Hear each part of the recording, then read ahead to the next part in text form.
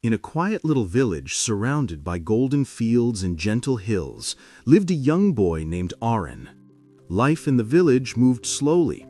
The birds sang, children played, and people went about their days with simple smiles. But Aaron was different. While others laughed, he often sat alone, lost in thought. He wasn't the strongest or the smartest, and people never let him forget it. Every failure became another reason for them to mock him. Every mistake made him shrink a little smaller inside. He began to believe their words, that he would never change, that he would always be ordinary. And yet, deep down, a quiet voice whispered that maybe, just maybe, he could be more. One night, while the moonlight spilled across the dusty floor of his small room, Aaron stood before a cracked mirror. He looked into his reflection, tired eyes, rough hands, and a heart full of doubt. But that night, something shifted. He didn't see a weak boy anymore. He saw someone who was still fighting. He whispered softly, "If I can't change the world, maybe I can start by changing myself." That single thought lit a spark inside him, small, but bright enough to guide him forward.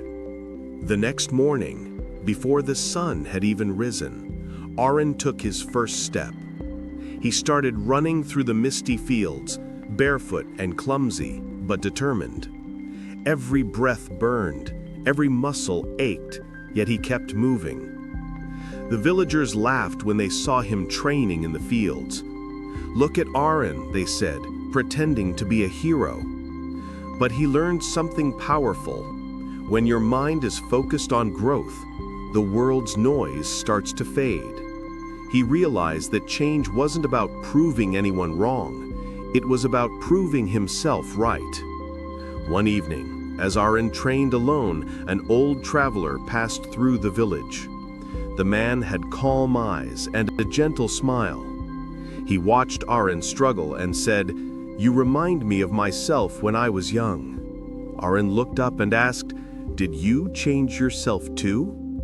The old man smiled and replied, "No one can change the world unless they first learn to change the person in the mirror."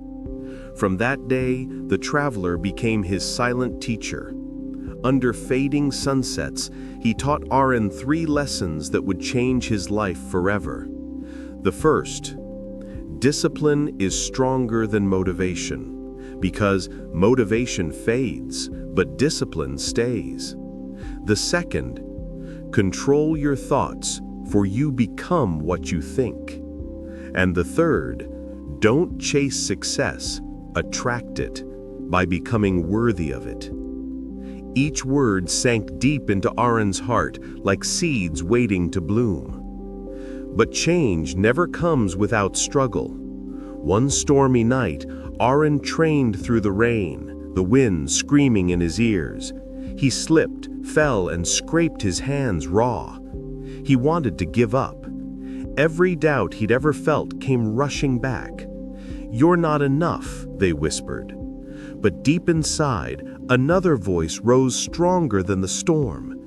"Maybe I'm not enough yet, but I will be." He stood again, soaked and shivering, and kept training. Because real transformation is not born in comfort, it's born in pain. Days turned into weeks, and weeks into months.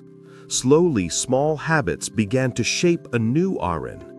He woke up earlier, ate better, helped others, read more, and trained without excuses. He stopped seeking applause and started enjoying silence. Change wasn't sudden, it was slow, invisible, and lonely. But one morning, when he looked into the same broken mirror, he saw something different: confidence, calmness, strength. He had changed, not in a single day, but because of the 1,000 small days before it. Then came an announcement. A nearby town was holding a mountain challenge, a test of courage and endurance. People from every village would compete. When Aaron heard the news, he didn't hesitate, not because he wanted to win, but because he wanted to see how far he had come. When the day arrived, he stood before the giant mountain, the crowd murmuring, "He'll never make it." But Aaron had changed. He no longer heard their laughter, only the steady rhythm of his heartbeat. "Let's see how much I've grown," he whispered to himself, and began to climb. The path was brutal. Sharp rocks cut his hands, the air thinned, and his body screamed for rest. Many gave up halfway, but Aaron kept climbing, one step at a time. Each drop of sweat carried a memory of every failure, every tear, every sleepless night. But instead of breaking him, they fueled his strength. Then, near the top, his foot slipped. He fell, hanging by a single root. Pain surged through him. For a moment, he was that same scared boy again, weak and helpless. But something inside refused to let go. He whispered, "You've come too far to be the same boy you were." And with trembling arms, he pulled himself upward inch by inch until he reached the peak. When he stood on top, the wind howled around him, the world stretched out below. He didn't shout in victory, he simply smiled. Tears streamed down his face as he whispered, "I did it, not for them, but for me." When Aaron returned to the village, everyone went silent. The same people who once mocked him now looked at him with awe. But Aaron didn't need their approval anymore. He knew something they didn't. The real mountain was never outside, it was inside him, and he had finally conquered it. Years passed. Aaron became a teacher, guiding children beneath the same old tree where he once sat alone. One day, a little boy asked, "How did you change yourself, Aaron?" He smiled and replied, "I stopped waiting for the world to be easier and started becoming stronger."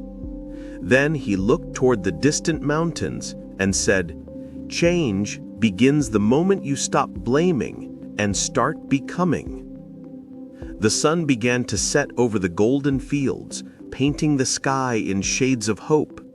The village that once laughed at him now carried his story like a legend, a reminder that every person has two versions, who they are and who they could be. The bridge between them is called change. You don't need to be perfect. You don't need to be fearless. You just need to start. Because once you begin, the world will begin to change with you.